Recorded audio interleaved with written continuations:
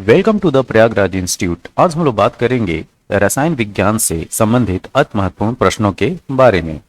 हमारे सामने ये जो पहला प्रश्न है, प्रश्न ये है कि पदार्थ के परमाणविक सिद्धांत सर्वप्रथम किसने प्रस्तावित किया। पहला ऑप्शन है रदरफोर्ड, बी ऑप्शन है जॉन डाल्टन, सी ऑप्शन है जे थॉमसन और डी ऑप्शन है नील्स बोर। तो यहाँ पे आपको बताना है कि परमाणविक सिद्धांत या एटॉमिक थ्योरी सबसे पहले किसने दिया था। तो इस प्रश्न का सही उत्तर है ऑप्शन नंबर बी। आगे आते हैं। परमाणु के नाभिक का आकार होता है, देखिए इस तरीके से परमाणु की संरचना होती है। ये आप केंद्र में देख रहे हैं, ये है न्यूक्लियस। यहाँ पे पूछा जा रहा है इसकी साइज। तो पहला ऑप्शन है 10⁻⁵ मीटर, बी है 10⁻⁹ मीटर, सी ऑप्शन है 10⁻⁻10 मीटर और डी ऑप्शन है 10⁻⁻15 मीटर। तो इसका सही उत्तर है 10⁻⁻15 मीटर, या इसको हम फर्मी भी बोलते हैं। क्या बोलते हैं? फर्मी। नेक्स्ट, निम्नलिखित में से कौन एक अस्थायी कण है? इलेक्ट्रॉन, प्रोटॉन, न्यूट्रॉन, इनमें सभी।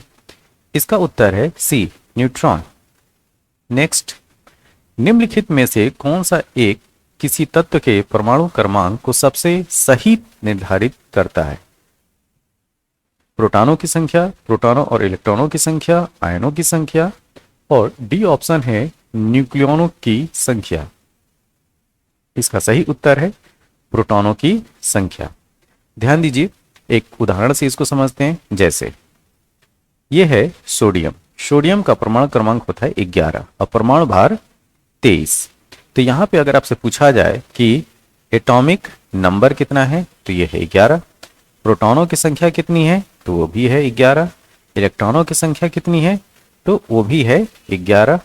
अच्छा, अब यहां पे आपसे पूछा जाए कि यहां पे आप न्यूट्रॉनों की संख्या बताएं, तो न्यूट्रॉनों की संख्या क्या होगा? जो एटॉमिक नंबर है उसमें से आप प्रोटॉनों की संख्या को घटा दीजिए। ठीक है, सॉरी, जो एटॉमिक मास है, एटॉमिक मास मतलब ये 23 है, इसमें से आप प्रोटॉनों की संख्या घटा दीजिए। तो ये है 23 - 11, ये हो जाएगा 12। तो यहां पे प्रोटॉन हो गए 11, इलेक्ट्रॉन 11 और न्यूट्रॉनों की संख्या हो गई 12। तो प्रोटॉन बराबर इलेक्ट्रॉन है बराबर एटॉमिक नंबर है।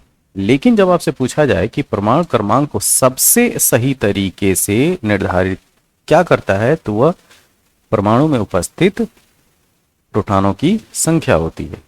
आगे, परमाणु के नाभिक में कौन से कण होते हैं? ठीक है, आपसे पूछा जा रहा है कि ये अगर न्यूक्लियस है, ठीक, ये अगर न्यूक्लियस है तो इसमें क्या क्या होता है? तो न्यूक्लियस में होता है प्रोटॉन प्लस न्यूट्रॉन। तो इस हिसाब से पहला ऑप्शन ही सही है, प्रोटॉन प्लस न्यूट्रॉन। निम्न में कौन सा आवेश रहित कण है? इलेक्ट्रॉन, प्रोटॉन, न्यूट्रॉन, कोई भी नहीं। इसका उत्तर है सी, न्यूट्रॉन। न्यूट्रॉन पे जो चार्ज होता है वो 0 होता है, आवेश रहित पार्टिकल है। परमाणु में कौन से मूल कण समान संख्या में होते हैं? आपको बताना है कि वे कौन से मूल कण हैं जो समान संख्या में होते हैं। पहला है ऑप्शन प्रोटॉन और न्यूट्रॉन, बी ऑप्शन है इलेक्ट्रॉन और प्रोटॉन, सी है न्यूट्रॉन और इलेक्ट्रॉन और डी ऑप्शन है इलेक्ट्रॉन, प्रोटॉन और न्यूट्रॉन। जैसा मैंने सोडियम का एग्जाम्पल देके आप लोग को बताया, ठीक है, कि इसमें जो संख्या समान होती है वो प्रोटॉनों की और इलेक्ट्रॉनों की है। क्या संख्या थी? 11 थी, जो कि एटॉमिक नंबर भी है, क्या? 11। ठीक, और न्यूट्रॉन संख्या निकालना हो तो क्या करेंगे? ये जो एटॉमिक मास है, ये क्या है? ये है एटॉमिक मास। एटॉमिक मास में से आप प्रोटॉन की संख्या जब घटा देंगे तो वो निकलेगा न्यूट्रॉनों की संख्या। तो यहाँ पे क्या हो जाएगा? न्यूट्रॉन अगर आपसे पूछा जाए तो 23 - 11 बराबर 12। ठीक, तो इस प्रश्न के हिसाब से सही उत्तर क्या होगा? ऑप्शन नंबर बी, इलेक्ट्रॉन और प्रोटॉनों की संख्या समान होती है। सबसे पहले इलेक्ट्रॉन के आवेश का निर्धारण किसने किया था? आपको बताना है कि इलेक्ट्रॉन के आवेश का निर्धारण सबसे पहले किसने किया था। तो पहला ऑप्शन है थॉमसन, बी ऑप्शन है मिल्टन और सी ऑप्शन है रदरफोर्ड, डी ऑप्शन है कूलॉम। इसका सही उत्तर है ऑप्शन नंबर बी। सबसे पहले इलेक्ट्रॉन के आवेश का निर्धारण किया था मिलिकन ने, ऑप्शन नंबर बी। आगे हम चलते हैं। एक इलेक्ट्रॉन पर कितना आवेश होता है, आपको बताना है एक इलेक्ट्रॉन पे आवेश कितना होता है। तो पहला ऑप्शन है -1.6 इंटू 10⁻⁻19 कूलम। बी ऑप्शन है +1.6 इंटू 10⁻⁻19 कूलम। सी ऑप्शन है -1.6 इंटू 10⁻19 कूलम। और डी ऑप्शन है +1.6 इंटू 10⁻19 कूलम। तो इसका सही उत्तर है पहला। इलेक्ट्रॉन पे जो चार्ज होता है माइनस, मतलब निगेटिव चार्ज होता है, -1.6 इंटू 10⁻⁻19 कूलम होता है। ठीक है, अब आते हैं अगले प्रश्न पे। रदरफोर्ड के प्रकीर्णन ने किसकी मौजूदगी को सिद्ध किया? सभी पदार्थों के परमाणु के बारे में बताया। बी ऑप्शन है परमाणु के इलेक्ट्रॉन के बारे में बताया। सी है परमाणु के न्यूट्रॉन। और डी ऑप्शन है परमाणु के केंद्रक। इसका सही उत्तर है परमाणु के केंद्रक। जो परमाणु है उसके न्यूक्लियस के बारे में बताया था रदरफोर्ड के प्रकीर्णन का जो एक्सपेरिमेंट था। परमाणु विद्युता होते हैं, आपको बताना है कि इलेक्ट्रॉनिक रूप से क्या होते हैं एटम। पहला ऑप्शन है धनात्मक, धनात्मक मतलब पॉजिटिवली चार्ज होते हैं, ऋणात्मक रूप से चार्ज होते हैं, द्विधनात्मक रूप से चार्ज होते हैं, कि उदासीन होते हैं। तो परमाणु जो है वो ओवरऑल उदासीन होते हैं। कैसे? न्यूट्रल होते हैं। ठीक है, ये चीज याद रखिएगा, neutral. Option number D. Next question ये है कि इलेक्ट्रॉन की खोज किसने की थी? ध्यान देखिए, इलेक्ट्रॉन की खोज किसने की थी? थॉमसन ने, नील बोर ने, रदरफोर्ड ने, फेराडे ने। उसका सही उत्तर है थॉमसन ने, जे थॉमसन। प्रोटॉन की खोज किसने की थी? ऑप्शन है रदरफोर्ड, चैडविक, थॉमसन, फेराडे। इसका सही उत्तर है रदरफोर्ड। नेक्स्ट क्वेश्चन ये है कि जेम्स चैडविक ने निम्न में से किसकी खोज की थी? इलेक्ट्रॉन की, प्रोटॉन की, न्यूट्रॉन की, कि मेसॉन की? तो जेम्स चैडविक ने 1932 में, ध्यान दीजिए 1932 में न्यूट्रॉन की खोज की थी। किसकी? न्यूट्रॉन की। निम्नलिखित किन कणों में कणी और तरंग की द्वि प्रकृति पाई जाती है? आपको बताना है कि कण मतलब पार्टिकल और वेव दोनों का नेचर किस में पाया जाता है। तो पहला ऑप्शन है मेसॉन, बी ऑप्शन है प्रोटॉन, सी है इलेक्ट्रॉन और डी ऑप्शन है न्यूट्रॉन। इसका सही उत्तर है ऑप्शन नंबर सी, क्या? इलेक्ट्रॉन। नेक्स्ट, पॉजिट्रॉन की खोजकर्ता का नाम बताना है। पॉजिट्रॉन के खोजकर्ता का नाम बताना है। Chadwick, Yukawa, Anderson, Rutherford. इसका सही उत्तर है option number C, Anderson. Anderson जो है वो पॉजिट्रॉन के खोजकर्ता हैं। परमाणु नाभिक किसने खोजा था? रदरफोर्ड ने, डाल्टन ने, आइंस्टीन ने, थॉमसन ने। ठीक है, तो परमाणु नाभिक की खोज का श्रेय जाता है रदरफोर्ड को।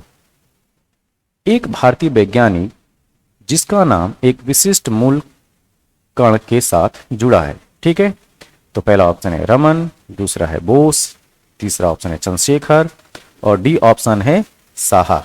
ठीक है, साहा। तो इसका जो सही उत्तर है वो है बोस।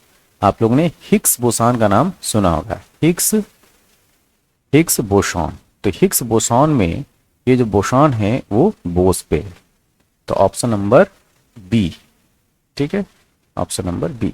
नेक्स्ट, न्यूट्रॉन का पता लगाने वाले वैज्ञानिक का नाम बताना है। ठीक है, चैडविक, बोर, फर्मी और डी ऑप्शन है आपका रदरफोर्ड। तो इलेक्ट्रॉन के खोजकर्ता का श्रेय है चैडविक को। जैसे ऊपर मैंने बताया कि चैडविक ने 1932 में, कब? 1932 में न्यूट्रॉन का पता लगाया था। निम्न में किस परमाणु के नाभिक में एक भी न्यूट्रॉन नहीं होता है? लिथियम, हाइड्रोजन, ट्राइटियम और हीलियम। ध्यान दीजिए, हाइड्रोजन एक ऐसा परमाणु है जिसके नाभिक में न्यूट्रॉन नहीं होते हैं। यहाँ पे एक और चीज याद रखना है आपको कि जो हाइड्रोजन है उसके 3 समस्थानिक होते हैं। कितने समस्थानिक होते हैं? 3। एक ये, दूसरा है इसको प्रोटियम बोलते हैं। क्या बोलेंगे? प्रोटियम। एक है ये जिसके ड्यूटेरियम बोलेंगे। क्या? ड्यूटेरियम। और तीसरा है ये, ठीक है, इसको बोलेंगे ट्राइटियम, ट्राइटियम। ठीक है, तो यहां पे देखो एक इसका एटॉमिक नंबर है और एटॉमिक मास 1 है। यहाँ पे एटॉमिक नंबर 1 है, एटॉमिक मास 2 है। यहाँ पे एटॉमिक नंबर 1 है, एटॉमिक मास 3 है। तो ये वाला जो हाइड्रोजन है इसमें न्यूट्रॉनों की संख्या होगी 0। नेक्स्ट, गामा किरणें क्या होती हैं? आपको बताना है कि गामा किरणें क्या होती हैं। ठीक है, तो पहला ऑप्शन है बाहरी अंतरिक्ष से आने वाली आवेशित किरणें। दूसरा ऑप्शन है बाहरी अंतरिक्ष से आने वाली अनावेशित उच्च ऊर्जा युक्त किरणें। सी ऑप्शन है रेडियो सक्रिय पदार्थ द्वारा उत्सर्जित उच्च ऊर्जा युक्त किरणें। और डी ऑप्शन है रेडियो सक्रिय पदार्थों द्वारा उत्सर्जित अनावेशित कण। तो इसका सही उत्तर है ऑप्शन नंबर सी। निम्न में किस किरण की वेधन क्षमता सबसे अधिक है? यहां पे आपको बताना है कि वह कौन सी किरण है जिसकी वेधन क्षमता सबसे अधिक है। तो पहला ऑप्शन है अल्फा किरण, बी ऑप्शन है बीटा किरण, सी ऑप्शन है गामा किरण और डी ऑप्शन है इनमें से कोई नहीं। तो इसका सही उत्तर है ऑप्शन सी। अगला प्रश्न यह है कि निम्न में से किस किरण की आयनन क्षमता सबसे कम होती है? पहला ऑप्शन है अल्फा किरण, बी ऑप्शन है बीटा किरण, सी ऑप्शन है गामा किरण और डी ऑप्शन है इनमें से कोई नहीं। तो प्रश्न क्या है? इनमें आयनन क्षमता सबसे कम बतानी है। तो इसका ऑप्शन नंबर सी सही है, गामा किरण। अब अगला प्रश्न यह है कि निम्न में से किस किरण की आयनन क्षमता, ठीक है, आयनाइजेशन कैपेसिटी सबसे अधिक होती है? तो अल्फा किरण, बीटा किरण, गामा किरण, इनमें से कोई नहीं। तो इसका सही उत्तर है अल्फा रे।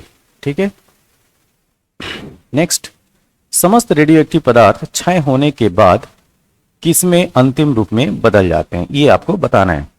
तो कोरेंडम पहला ऑप्शन है, सीसा दूसरा है, कैडमियम तीसरा ऑप्शन है और डी ऑप्शन है जस्ता। तो इसका सही उत्तर है सीसा। सीसा मतलब पीबी। ठीक है, और ये एक धातु है। न्यूनतम पारगम्य शक्ति किरण कौन सी है? यहां पे आपको बताना है कि न्यूनतम पारगम्य शक्ति जिसकी पारगम्यता पावर जो है वो सबसे कम हो। तो अल्फा किरण, एक्स किरण, गामा किरण और बीटा किरण। तो इसका सही उत्तर है अल्फा किरण। किस रेडियोएक्टिव तत्व का नाम उसके खोजकर्ता के देश के नाम पर रखा गया? देखिए, ये बहुत ही स्टैंडर्ड क्वेश्चन है। ठीक है, इस पे आपको बताना है किस रेडियोएक्टिव तत्व का नाम उसके खोजकर्ता के देश के नाम पर है। ठीक है, तो यहां पे ऑप्शन है पहला रेडियम, दूसरा है यूरेनियम, तीसरा है पोलोनियम और डी ऑप्शन है पेरेडियम। इसका सही उत्तर है पोलोनियम। ठीक, निम्न में कौन सा एक रेडियोधर्मी पदार्थ नहीं है? यूरेनियम भी रेडियोधर्मी पदार्थ है, थोरियम भी रेडियोधर्मी पदार्थ है, एल्युमिनियम जो है वो रेडियोधर्मी पदार्थ नहीं है और एल्युमिनियम का एटॉमिक नंबर है 13। पोलोनियम तो है ही। तो इस हिसाब से जो प्रश्न पूछा है कि रेडियोधर्मी पदार्थ नहीं है, तो क्या उत्तर होगा? ऑप्शन नंबर सी। नेक्स्ट, नाभिकीय विखंडन के दौरान, ये ध्यान से प्रश्न को देखिए, नाभिकीय विखंडन के दौरान श्रृंखला अभिक्रिया को नियंत्रित करने के लिए न्यूट्रॉनों का अन्वेषण करने हेतु निम्न में से किसका प्रयोग किया जाता है? ठीक है, पहला है बोरॉन, भारी पानी, यूरेनियम, प्लूटोनियम। ठीक है, तो इसका सही उत्तर है बोरॉन। यहाँ अन्वेषण है, अवशोषण की बात है, तो जो बोरॉन की रॉड्स होती हैं वो न्यूट्रॉनों को एब्जॉर्ब कर लेती हैं। ठीक है, अन्वेषण है, ये अवशोषण है। ठीक, नेक्स्ट, निम्न में कौन सा एक रेडियोधर्मी तत्व नहीं है? आपको बताना है कौन सा एक जो है रेडियो एक्टिव एलिमेंट नहीं है। तो पहला है स्टेटिन, दूसरा है फ्रांसियम, तीसरा है ट्राइटियम और चौथा ऑप्शन है जर्कोनियम। ठीक, तो इसका सही उत्तर है जर्कोनियम जो है एक रेडियोधर्मी तत्व नहीं है, ऑप्शन नंबर डी। विघटनाभिक या ये कहें रेडियोधर्मी वस्तुओं को किससे बने पात्र में रखना चाहिए? तो जो रेडियो एक्टिव एलिमेंट होते हैं उनको कैसे पात्र में रखना चाहिए? पीबी मतलब लेड, इस्पात, आयरन, एल्युमिनियम। तो इसका सही उत्तर है लेड। एक बीटा कण के उत्सर्जन से परमाणु संख्या तथा परमाणु द्रव्यमान में क्या परिवर्तन होता है, आपको ये बताना है। तो देखिए, परमाणु क्रमांक में 1 की वृद्धि व परमाणु द्रव्यमान में अपरिवर्तित, ये पहला ऑप्शन है। परमाणु क्रमांक में 1 की कमी और परमाणु द्रव्यमान अपरिवर्तित, दूसरा ऑप्शन है। और सी ऑप्शन है परमाणु क्रमांक अपरिवर्तित व परमाणु द्रव्यमान में 1 की वृद्धि। डी ऑप्शन है परमाणु क्रमांक अपरिवर्तित और परमाणु द्रव्यमान में 1 की कमी। तो इसका सही उत्तर है ये, परमाणु क्रमांक में 1 की वृद्धि हो जाती है और परमाणु द्रव्यमान में कोई चेंज नहीं होता है। तो इसको थोड़ा सा इस तरीके से समझिए, जैसे मान लिया कि ये एक्स एलिमेंट है, ठीक है, इसका परमाणु क्रमांक मान लो कि ए है, ठीक है, और परमाणु द्रव्यमान इसका मान लो कि बी है। अब इससे जो है कोई बीटा पार्टिकल का उत्सर्जन हो गया, बीटा पार्टिकल का उत्सर्जन हो गया, तो जो नया एलिमेंट बनेगा वो हो जाएगा ए प्लस बी, ठीक है। परमाणु क्रमांक ए प्लस 1, एक बीटा पार्टिकल है ना, तो ए प्लस 1 और ये हो जाएगा बी, ठीक। तो इस तरीके से इसको मैं साफ तरीके से यहाँ पे लिख दे रहा हूँ। जैसे मान लीजिए वाई बना, तो ये परमाणु क्रमांक हो जाएगा ए प्लस 1 और द्रव्यमान वही रहेगा। अब आते हैं नेक्स्ट प्रश्न पे। एक अल्फा कण के उत्सर्जन में परमाणु क्रमांक और परमाणु द्रव्यमान में क्या परिवर्तन होगा? ध्यान से देखिए। तो पहला ऑप्शन है परमाणु क्रमांक में 1 की वृद्धि और परमाणु द्रव्यमान अपरिवर्तित। परमाणु क्रमांक में 1 की कमी, परमाणु द्रव्यमान अपरिवर्तित। सी ऑप्शन है परमाणु क्रमांक में 2 की कमी और परमाणु द्रव्यमान में 4 की वृद्धि। और डी ऑप्शन है परमाणु क्रमांक में 2 की कमी और परमाणु द्रव्यमान में 4 की कमी। इसका जो सही उत्तर है ऑप्शन नंबर डी, ठीक है। इसको हम थोड़ा एक एग्जाम्पल से समझेंगे। मान लिया कि कोई रेडियो एक्टिव एलिमेंट है, वो है एक्स, ठीक है। इसका परमाणु क्रमांक मान लो ए है और परमाणु द्रव्यमान मान लो कि बी है। अब इससे एक अल्फा पार्टिकल, ठीक है, क्या एक अल्फा पार्टिकल का उत्सर्जन हो गया। जब इससे एक अल्फा पार्टिकल निकल जाएगा तो जो नया एलिमेंट बनेगा, मान लिया कि वाई, तो इसमें होगा क्या कि इसके परमाणु क्रमांक में 2 की कमी हो जाएगी और परमाणु द्रव्यमान में 4 की कमी हो जाएगी। तो ऐसा कुछ दिखेगा। अब आते हैं अगले प्रश्न में। सोडियम से एक बीटा उत्सर्जन के बाद बनने वाला पदार्थ है। अब ध्यान दीजिए, अब एक बीटा उत्सर्जन, इसका मतलब कि इसके परमाणु क्रमांक में 1 की वृद्धि हो जाएगी। तो जो 11 है अभी सोडियम का, तो अगला क्या हो जाएगा, 12 परमाणु क्रमांक वाला एटॉमिक नंबर वाला एलिमेंट। तो 12 एटॉमिक नंबर वाला जो एलिमेंट है वो क्या है, वो है मैग्नीशियम, ठीक। मैग्नीशियम का जो एटॉमिक नंबर होता है वो होता है 12। तो इसका सही उत्तर होगा मैग्नीशियम।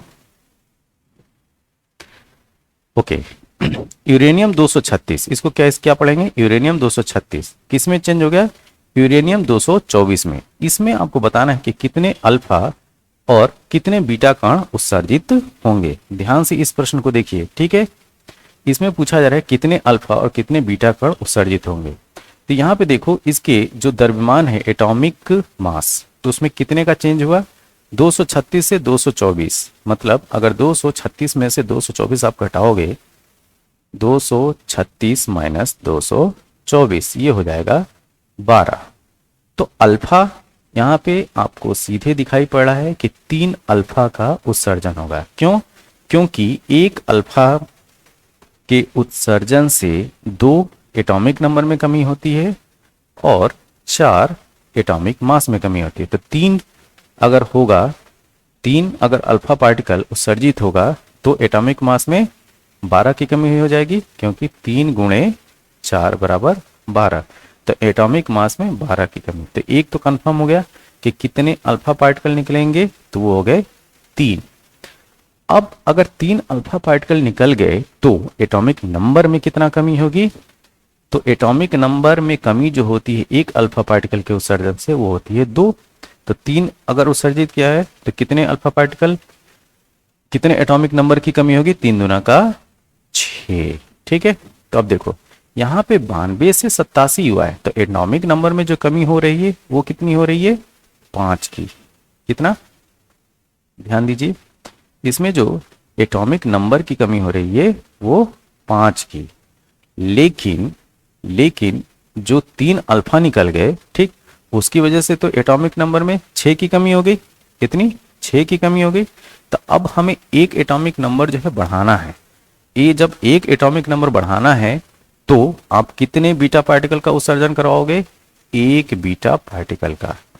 तो यहां पे 3 अल्फा और एक बीटा पार्टिकल का उत्सर्जन के बाद जो एलिमेंट बनेगा वो ये बनेगा। तो इसका उत्तर होगा 3 अल्फा और 1 बीटा।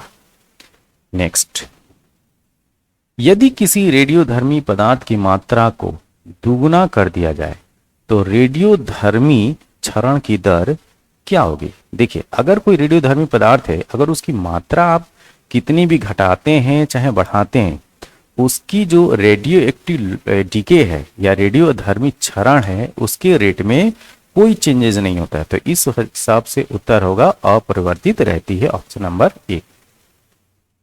नेक्स्ट, यदि यूरेनियम 238 विघटित होकर पैलेडियम 234 बनाता है तो कितने अल्फा और बीटा कणों का उत्सर्जन होगा। ये बहुत ही सिंपल क्वेश्चन है, जिस तरीके से ऊपर हम लोगों ने किया उस तरीके से आप लोग सॉल्व करेंगे तो इसका उत्तर आएगा 1 अल्फा और 1 बीटा। ठीक, 1 अल्फा और 1 बीटा। तो 1 अल्फा 1 बीटा में होगा क्या, देखो 1 अल्फा से परमाणु भार में 4 की कमी हो जाएगी। ठीक, बीटा से तो कोई परिवर्तन होता नहीं है एटॉमिक नंबर में। तो 238 से 234 हो गया, तो ये तो कंफर्म हो गया कि 1 अल्फा का उत्सर्जन होगा। अब देखो 92 से 91 हो गया, तो 1 अल्फा का उत्सर्जन हुआ तो एटॉमिक नंबर में 2 की कमी होगी, तो यहाँ पे तो 90 हो जाना चाहिए, लेकिन ये 91 हो गया है। तो इसमें होगा क्या, इसके साथ में 1 बीटा पार्टिकल का भी उत्सर्जन होगा। तो इस हिसाब से सही उत्तर है ऑप्शन ए। नेक्स्ट,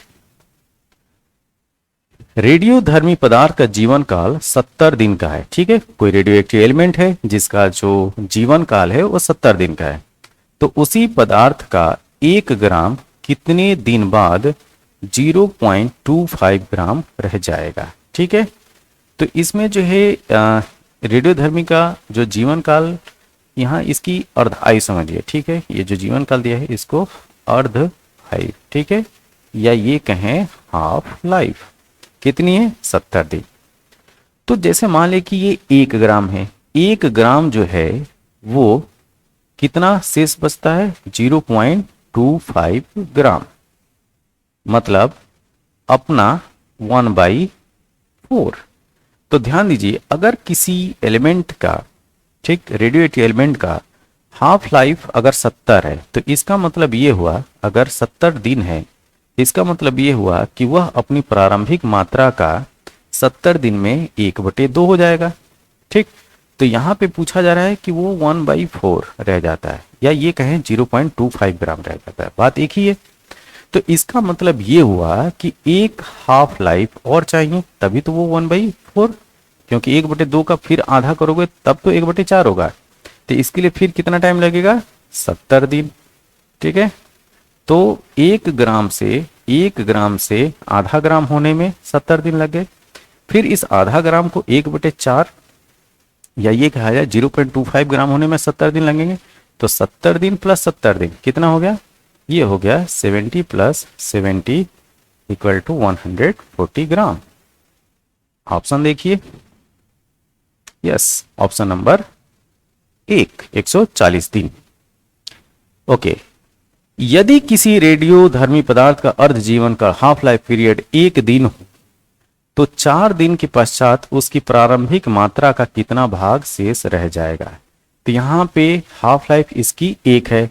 ठीक है, तो 1 दिन में आधा, तो 4 दिन में ये कितना डीके हो जाएगा, 1/2⁴। ये इसको करोगे आप लोग तो ये वैल्यू आ जाएगी 1/16। ठीक, अब यहां पे पूछा जा रहा है कि वह प्रारंभिक मात्रा का कितना भाग शेष रह जाएगा। ठीक है, तो 1/16, तो 1/16 जो है वो प्रतिशत के हिसाब से अगर बोला जाए तो कितना हो जाएगा, तो ये हो जाएगा 1/100, क्योंकि परसेंटेज की बात 100 में करते हैं तो अपन 16 ये इस तरह से कर लीजिए। 16 छके 96, 6 4/16, या ये कहें 6 सही 4 से 4 ये कैंसिल, 4 चौका 16, तो 6 सही 1/4 प्रतिशत। Option number C. एक रेडियोधर्मी पदार्थ की अर्ध आयु 4 महीने है। इस पदार्थ के 3/4 भाग को क्षय होने में कितना समय लगेगा। प्रश्न क्या है, प्रश्न यह है आपसे पूछा जा रहा है कि एक रेडियोधर्मी पदार्थ की अर्ध आयु 4 महीने है, इसका मतलब आधा इसको खत्म होने में कितना महीने लगेंगे, एक का आधा खत्म होने में इसको 4 मंथ लगेंगे। ठीक है, फिर इसका आधा खत्म होने में, इस आधे का आधा खत्म होने में कितना लगेगा, 4 महीने लगेगा। तो मतलब ये हो गया 1/4। अब देखो, अब जो बचा है वो कितना बचा है, 1/4, तो कितना क्षय हो गया, तो 1 - 1/4 करोगे तो ये आएगा 3/4। प्रश्न इन्होंने क्या बोला, प्रश्न इन्होंने बोला कि इस पदार्थ के 3/4 भाग का क्षय हो गया, तो मतलब 3/4 क्षय हो गया कितने दिनों में, 2 हाफ लाइफ में। तो एक हाफ लाइफ इसकी 4 महीने की है, तो 2 हाफ लाइफ 4 दूना 8 महीना, तो इसका उत्तर होगा सी, 8 महीने। कैल्शियम कार्बाइड जल से उपचारित करने पर क्या देता है। ठीक है, पहला ऑप्शन है मीथेन, बी ऑप्शन है एथेन, सी है एथिलीन और डी ऑप्शन है एसिटिलीन। ये एसिटिलीन समझिए इसको। ठीक है, ऑप्शन होगा डी एसिटिलीन। नेक्स्ट, क्लोरोफ्लोरोकार्बन ज्यादातर कहां इस्तेमाल होता है, माइक्रोवेव ओवन में, सौर हीटरों में, धुलाई मशीनों में, रेफ्रिजरेटर में। इसका ऑप्शन नंबर डी सही है, रेफ्रिजरेटरों में। आगे, निम्न में से कौन सा सामान्य प्रशीतक घरेलू प्रसतित्रों के रूप में प्रयुक्त किया जाता है। ऑप्शन है नियॉन, ऑक्सीजन, फ्रियॉन और डी ऑप्शन है कोई भी नहीं। इसका सही उत्तर है फ्रियॉन। नेक्स्ट, प्रसिद्ध शीतलक फ्रियॉन वास्तव में है, आपको यहां पे बताना है कि फ्रियॉन वास्तव में है क्या। पहला ऑप्शन है कैल्शियम फ्लोराइड, बी है फ्लोरोस्पार, सी है हाइड्रोफ्लोरिएसिक अम्ल, डाइक्लोरोफ्लोरोमीथेन। इसका सही उत्तर है डाइक्लोरोफ्लोरोमीथेन। फ्रियॉन क्या है, डाइक्लोरोफ्लोरोमीथेन, ऑप्शन नंबर डी। नेक्स्ट, निम्न में से कौन सी गैस ओजोन परत के खत्म होने का कारण बनती जा रही है, नाइट्रस ऑक्साइड, क्लोरोफ्लोरोकार्बन, अगला ऑप्शन है कार्बन डाइऑक्साइड, कार्बन ऑक्साइड और कार्बन मोनोऑक्साइड। इसका सही उत्तर है क्लोरोफ्लोरोकार्बन, CFC। इसको ऐसे भी लिखते हैं। ठीक है, नेक्स्ट, ट्राइक्लोरोमीथेन निम्न में से किसका रासायनिक नाम है। आपको बताना है कि जो ट्राइक्लोरोमीथेन है किसका रासायनिक नाम है। पहला ऑप्शन नौशादर, क्लोरोफॉर्म, क्लोरोफ्लोरोकार्बन और डी है आइडोफॉर्म। इसका सही उत्तर है सी, बी, क्लोरोफ्लोरोकार्बन।